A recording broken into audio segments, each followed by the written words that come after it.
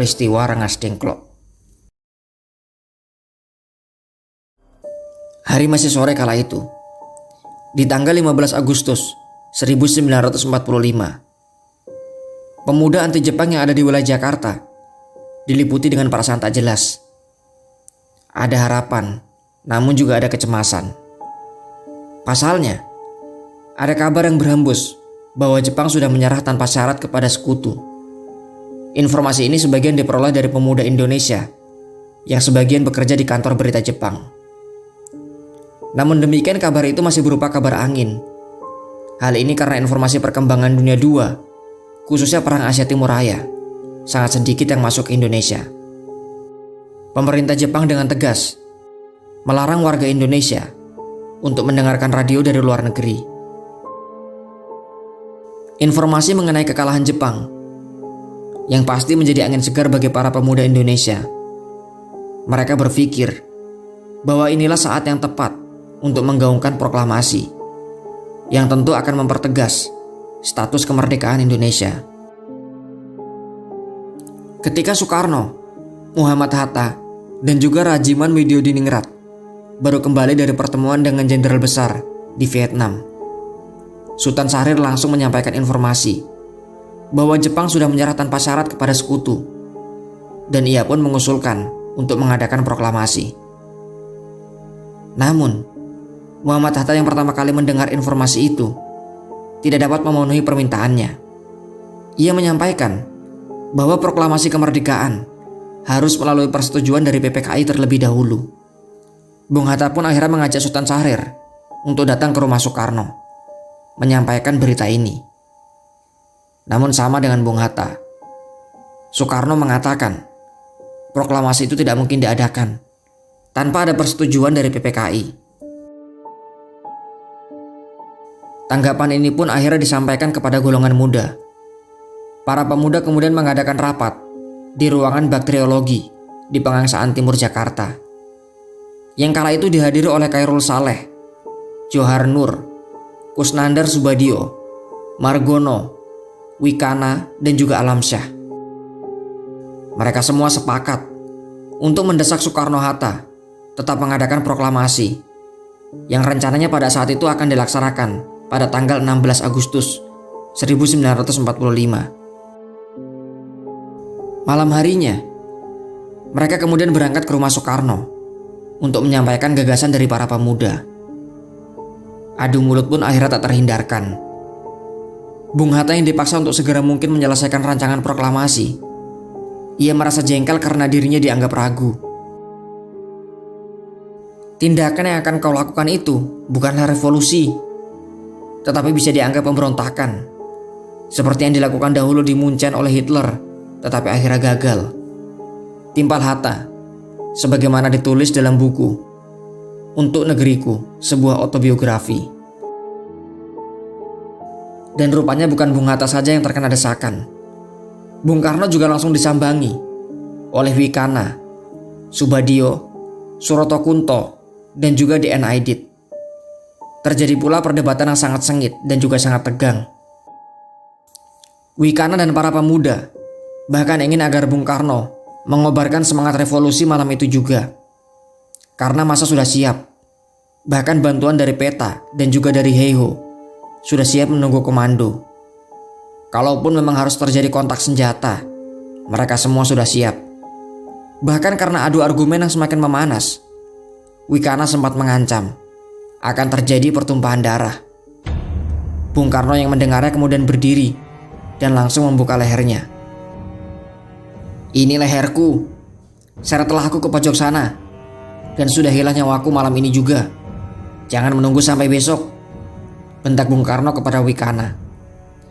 Wikana yang ciut akhirnya menjawab, "Maksud kami bukan membunuh Bung, melainkan kami mau memperingatkan," katanya. Malam itu, tidak ada keputusan yang dihasilkan. Para pemuda kemudian pulang dengan hati kecewa. Sedangkan Bung Karno dan Bung Hatta, mereka tidak ingin gegabah dan terburu-buru. Mereka justru khawatir jika seandainya proklamasi itu gagal seperti yang terjadi di Munchen, maka kesempatan kedua akan jauh lebih sulit. Belum lagi kabar mengenai kekalahan Jepang sebenarnya belum dikonfirmasi secara resmi. Sepulang para pemuda dari rumah Soekarno, mereka langsung menuju asrama Cikini 71 untuk kemudian menyampaikan hasilnya kepada para anggota lain. Dan ketika mereka masih dalam diskusi, saat itu juga mereka menerima telegram yang ternyata itu adalah pernyataan dari Kaisar Hirohito yang meminta damai kepada sekutu. Kabar ini akhirnya semakin membulatkan tekad mereka. Bagaimanapun caranya, momen ini harus dimanfaatkan untuk memproklamasikan kemerdekaan Republik Indonesia. Mereka pun akhirnya memutuskan untuk menculik Soekarno dan Hatta, yang tujuan mereka adalah agar jauh dari pengaruh Jepang. Pelaksana dari operasi ini diantaranya adalah Khairul Saleh, Soekarni, Wikana, Dr. Muwardi, Yusuf Kunto, Singgih, dan juga perwira dari PETA, yaitu Sucipto. Yang unik, penculikannya tidak seperti yang terjadi pada umumnya. Biasanya penculik akan memaksa atau bahkan menodongkan senjata. Namun kali ini, mereka membuat siasat yang berbeda. Mereka kemudian membagi kelompoknya menjadi dua. Satu kelompok kecil ditugaskan untuk membuat keributan, seolah akan terjadi penyerangan ke Jakarta. Sementara Wikana dan kawan-kawan, mereka datang ke rumah Soekarno-Hatta. Kemudian bersandiwara mengatakan bahwa ada gerakan besar dari kelompok pemuda yang akan menyerang dan melucuti Jepang.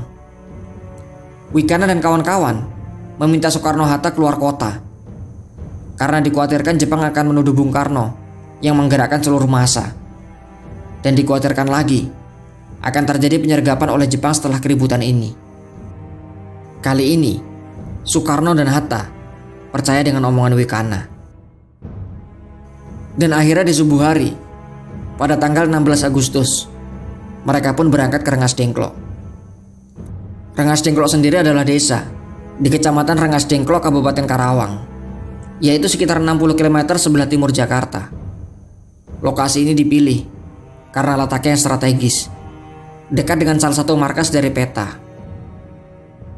Di sisi lain, Ahmad Subarjo yang akan mengadakan rapat PPKI dengan Soekarno-Hatta. Ia kebingungan karena mereka tidak ada di tempat, dan ia sangat yakin bahwa menghilangnya mereka berdua ada hubungannya dengan perdebatan alot kemarin malam. Subarjo lantas mencari Wikana, yang ia percaya merupakan dalang di balik semua ini. Dan sementara mencoba menghubungi Wikana, Subarjo pagi itu juga mendengar kabar mengenai menyerahnya Jepang terhadap sekutu. Subarjo yang kemudian bisa bertemu dengan Wikana, kemudian mendesaknya untuk mengatakan di mana lokasi persembunyian dari Soekarno-Hatta. Tetapi kala itu Wikana menolak. Subarjo menjelaskan bahwa mereka berdua sangat diperlukan di Jakarta untuk diplomasi dengan Jepang. Tindakan para pemuda akan sangat berisiko karena mereka sudah diberi ultimatum oleh sekutu agar tidak melakukan perubahan politik. Dari hal tersebutlah, akhirnya Wikana bersedia mengatakan di mana lokasi dari Soekarno-Hatta. Semuanya akhirnya menjadi jelas ketika Subarjo datang ke Rengas Dengklok pada sore harinya. Dikatakan bahwa Jakarta aman-aman saja dan Jepang memang benar sudah minta damai kepada sekutu. Menurut Adam Malik, yang saat itu merupakan salah satu pemuda di kelompok Soekarni, inilah titik balik melunaknya Soekarno-Hatta. Dengan pertimbangan itu, Dwi Tunggal berjanji akan segera merealisasikan proklamasi. Mereka pun akhirnya membuat keputusan yang dinamakan dengan Persetujuan Rengas Dengklok. Soekarno-Hatta berjanji akan turut dan bersedia menandatangani proklamasi, tetapi syaratnya harus ditandatangani di Jakarta.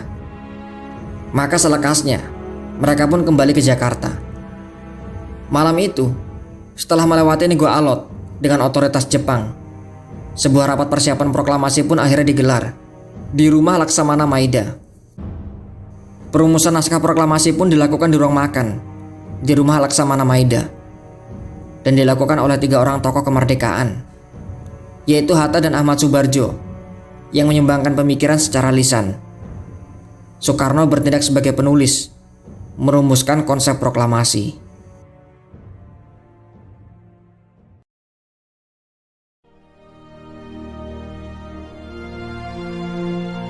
Proklamasi.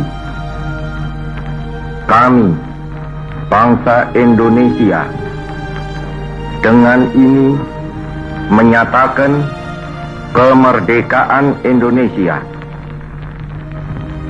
Hal-hal yang mengenai pemindahan kekuasaan dan lain-lain diselenggarakan dengan cara saksama dan dalam tempo yang sesingkat-singkatnya.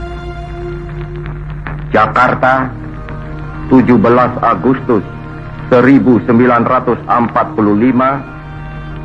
atas nama bangsa Indonesia, Soekarno, Hatta.